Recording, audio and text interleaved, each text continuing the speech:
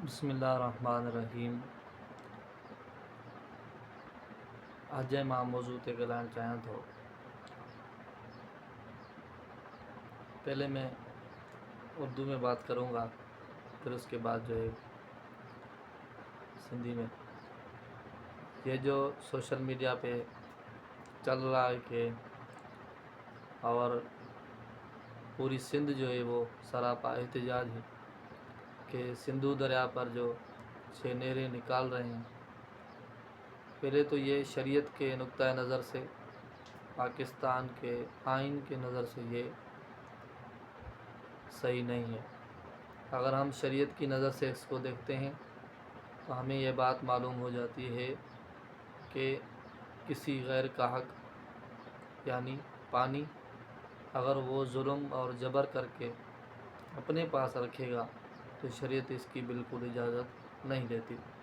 और अगर हम पाकिस्तान के कानून को देखते हैं, पाकिस्तान के आइन को देखते हैं, जो 18वीं तरमीम है, तो वो भी यही कहती है कि हर सूबा उसको इख्तियार हासिल है कि वो अपना पानी ख़ुद इस्तेमाल कर सकता है। तो अगर सिंध के पानी के ऊपर डाका डाला जा रहा है तो हम बतौर सिंधी हमारा ये फ़र्ज़ बनता है कि हम इस मामले को सोशल मीडिया पर उठाएं, क्योंकि जब नहरें बन जाएंगी, पहले तो यहाँ पर आबादगारों को पानी मुयस्सर ही नहीं है, वहाँ पानी पहुँचता ही नहीं है। अगर ये 6 नहरें और निकल जाएंगी तो पानी बिल्कुल नहीं होगा, तो इसका ज़्यादा से ज़्यादा जो नुकसान है वो हमारी सिंध को होगा। तो इसलिए आप इस आवाज़ को भरपूर जारी रखें, सोशल मीडिया पर भी जारी रखें।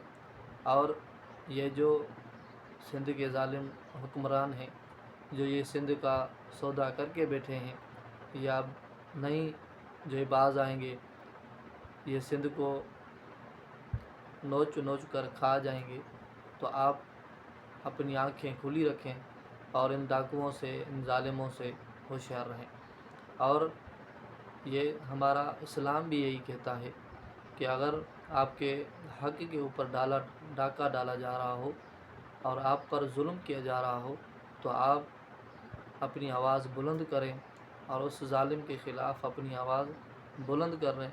वरना ऐसा अगर आप अपनी आवाज़ को बुलंद नहीं करेंगे तो वो जुल्म बढ़ता जाएगा, तो कुर्बानी भी ज़्यादा देनी पड़ेगी।